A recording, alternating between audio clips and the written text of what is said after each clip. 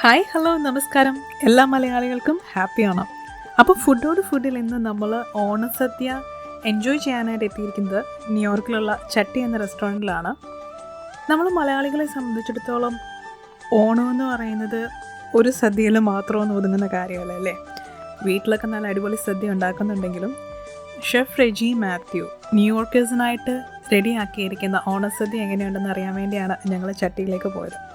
അവിടെ തന്നെ നല്ല അടിപൊളി പൂക്കളമൊക്കെ ഒരുക്കിയിട്ടുണ്ട്. ഞങ്ങൾ ചെന്നപ്പോൾ നല്ല തിരക്കായിരുന്നു. നേരത്തെ റിസർവ് ചെയ്തൊക്കെ പോയിട്ടുണ്ടായിരുന്നെങ്കിലും ഒരുപാട് ആൾക്കാർ ഈ ഒരു സദ്യ എൻജോയ് ചെയ്യാനായിട്ട് അവിടെ വന്ന് വെയിറ്റ് ചെയ്ത് നിൽക്കുന്നുണ്ടായിരുന്നു. നമ്മുടെ മലയാളികൾ മാത്രമല്ല, നോൺ മലയാളീസും നോൺ ഇന്ത്യൻസും വരെ ഈ ഒരു സ്പെഷ്യൽ സദ്യ എൻജോയ് ചെയ്യാനിരിക്കുന്നത് വന്ന് കണ്ടപ്പോൾ തന്നെ നമുക്കൊരു ഒരു സന്തോഷം തന്നെ തോന്നി. പിന്നെ സദ്യ കഴിക്കുന്ന കാര്യത്തെപ്പറ്റി നമ്മളോട് ആരോടും എക്സ്പ്ലെയിൻ ചെയ്യേണ്ട കാര്യമില്ല. എന്നാലും ഷെഫിൻ്റെ ഐറ്റംസ് എന്തൊക്കെയാണെന്ന് നമുക്ക് പറയാം. ഒരു നല്ല ഇലയുടെ ഷേപ്പിലുള്ളൊരു പാത്രത്തിൽ തന്നെയാണ് സദ്യ നമുക്ക് വിളമ്പി തന്നിരിക്കുന്നത്.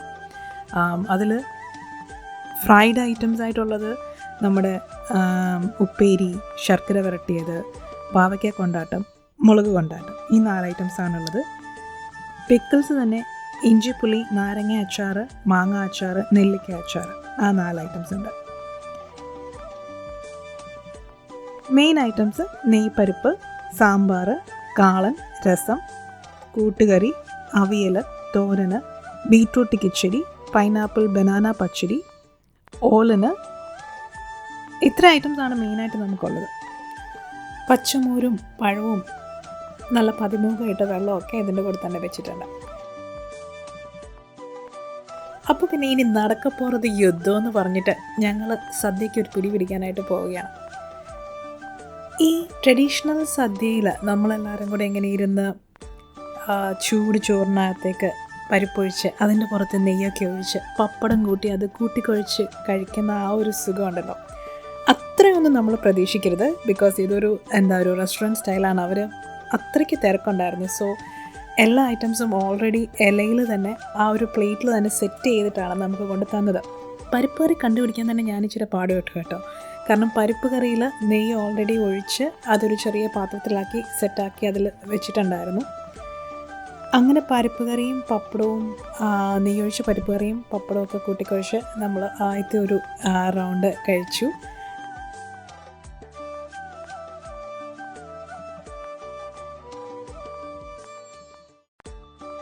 അതിനുശേഷം സാമ്പാർ എടുത്തു. സാമ്പാറെന്ന് പറഞ്ഞു കഴിഞ്ഞാൽ നല്ല സൂപ്പർ സാമ്പാറായിരുന്നു. സാമ്പാർ എനിക്ക് ഭയങ്കരമായിട്ട് ഇഷ്ടപ്പെട്ടു, ഹസ്ബൻഡിനും ഇഷ്ടപ്പെട്ടു.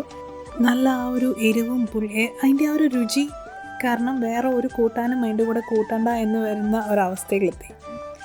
ബിക്കോസ് നമ്മുടെ ആ ഒരു കണക്കനുസരിച്ച് പരിപ്പിൻ്റെ കൂടെ ആദ്യം ഇരിക്കുന്ന കറികൾ, സാമ്പാറിൻ്റെ കൂടെ തൈര് ചേർന്ന കറികൾ അങ്ങനെ കഴിക്കണമെന്നൊക്കെയാണല്ലോ നമ്മുടെ ഒരു കണക്ക്.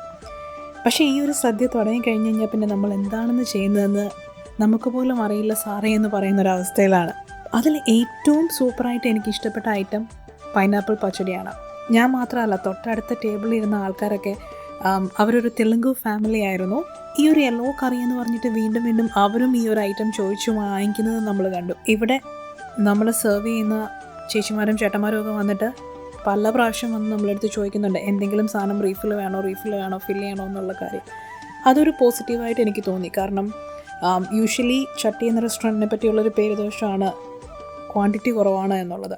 പക്ഷെ ഞങ്ങൾ പോയ 2 പ്രാവശ്യവും എനിക്ക് തോന്നുന്നു ഈ ഒരു സ്പെഷ്യൽ ഒക്കേഷൻ കാര്യങ്ങളൊക്കെ ആയതുകൊണ്ടാണെന്ന് തോന്നുന്നു നമുക്ക് ആവശ്യത്തിനുള്ള ഫുഡ് ഐറ്റംസ് അവർ വീണ്ടും ചോദിക്കുക. പപ്പടവും പച്ചടിയും ചോറും ഒക്കെ ഞാൻ വീണ്ടും വീണ്ടും ചോദിച്ച് വാങ്ങിച്ച് ഞങ്ങൾ കഴിക്കുന്നുണ്ടായിരുന്നു. അതുപോലെ തന്നെ അവിയൽ, തോരനൊക്കെ ഓക്കെ, നല്ല ടേസ്റ്റായിരുന്നു. കാളനായിരുന്നു മറ്റൊരു ഐറ്റം. വളരെയധികം ഇഷ്ടം തോന്നിയതായിരുന്നു കാളനും കൂട്ടുകറിയൊക്കെ. എനിക്ക് തോന്നുന്നു റെഗുലറായിട്ട് ഉണ്ടാക്കാത്ത ഐറ്റംസ് ആയതുകൊണ്ടാണ് തോന്നുന്നു അതിനും നല്ല ടേസ്റ്റ് ഉണ്ടായിരുന്നു. ഈവൻ ഓലനാണെങ്കിൽ കൂടി ഒരു ഡീസൻറ്റ് ടേസ്റ്റ് ആയിരുന്നു. ആ ഒരു പാലറ്റ് ക്ലെൻസർ പോലെയൊക്കെ നമുക്ക് ഇടയ്ക്കിടയ്ക്ക് ഒരു ഇത് കഴിച്ചു കഴിഞ്ഞാൽ ടേസ്റ്റ് ബാലൻസ് ചെയ്യാനായിട്ട് പറ്റുന്നുണ്ടായിരുന്നു. പിന്നെ രസം കൂട്ടിയ ഒരു ഇച്ചിരി ചോറ് കഴിക്കുക, പച്ചമോര് കുടിക്കുക, അതൊക്കെയായിരുന്നു ഇവിടുത്തെ ആ ഒരു ട്രഡീഷൻ.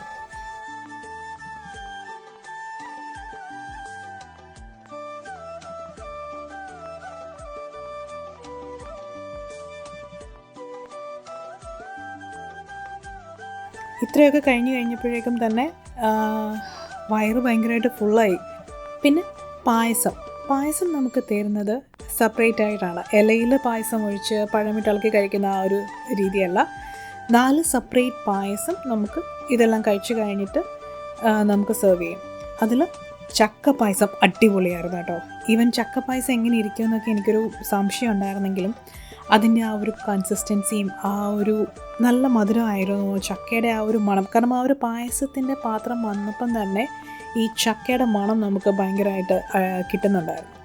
സോ ചക്ക പായസം, നല്ല ചക്ക വരട്ടിയതൊക്കെ കഴിച്ചിട്ട് അതിൻ്റെ ഒരു ലൂസ് കൺസിസ്റ്റൻസി പോലെയൊക്കെയാണ് എനിക്ക് ഫീൽ ചെയ്തത്. അതിൻ്റെ മധുരം ഉള്ളതുകൊണ്ടാണ് തോന്നുന്നത് എനിക്ക് പയറു പായസത്തിന് അത്രയും മധുരം തോന്നിയില്ല. അടപ്രഥമൻ വീണ്ടും കഴിച്ചപ്പോൾ മധുരം തോന്നി, പാലട കഴിച്ചപ്പോൾ വീണ്ടും മധുരം തോന്നിയില്ല. പക്ഷേ എന്തൊക്കെ പറഞ്ഞു കഴിഞ്ഞാലും നല്ല സൂപ്പർ 4 പായസമായിരുന്നു. പക്ഷേ ശരിക്കും അത് എൻജോയ് ചെയ്യാൻ പറ്റിയില്ല എന്നുള്ളൊരു വിഷമമായി പോയി എനിക്ക്, കാരണം അത്രയ്ക്ക് വയറ് നിറഞ്ഞു പോയി. സോ കുറേ നേരം കൂടിയൊക്കെ അവിടെ ഇരുന്ന് അടുത്തുണ്ടായിരുന്ന ഫാമിലീസിൻ്റെ അടുത്തും ആൾക്കാരുടെ അടുത്തുമൊക്കെ നമ്മുടെ ഒരു സദ്യയെപ്പറ്റി എക്സ്പ്ലെയിൻ ചെയ്യാനായിട്ടും ആ ഒരു കൾച്ചർ എത്രയും സന്തോഷത്തോടെയാണ് അവർ ആ ഒരു കാര്യം എൻജോയ് ചെയ്യാൻ വന്നിരിക്കുന്നത് കണ്ടപ്പം ഭയങ്കര ഒരു ആത്മസംതൃപ്തി തോന്നി. മാലോകരെല്ലാം ഒന്നുപോലെ എന്ന് പറയുന്ന ആ ഒരു കാര്യമാണ് എനിക്ക് പെട്ടെന്ന് ഓർമ്മ വന്നത്. എന്തായാലും എല്ലാവരും സന്തോഷത്തോടെ ഓണം എൻജോയ് ചെയ്യുക എന്നുള്ള ആശംസയോടുകൂടി ഇന്നത്തെ ഫുഡ് ഞങ്ങളിവിടെ വൈൻഡപ്പ് ചെയ്യുകയാണ്. എല്ലാവർക്കും ഒരിക്കൽ കൂടി ഹാപ്പി ഓണം.